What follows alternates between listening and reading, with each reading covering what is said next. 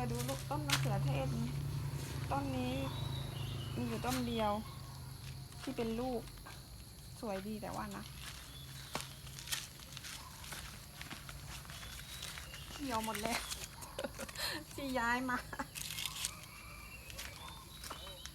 เธอดูต้นกะเพรานี่ฉันซื้อมางามจังเลยนะต้นนี้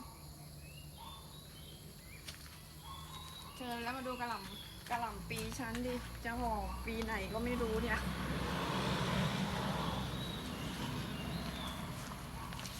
เนี่ยเธอดูต้นอันนี้ย้ายตั้งหลายครั้งแล้วยังไม่ตายเลยปลูกง่ายยังไง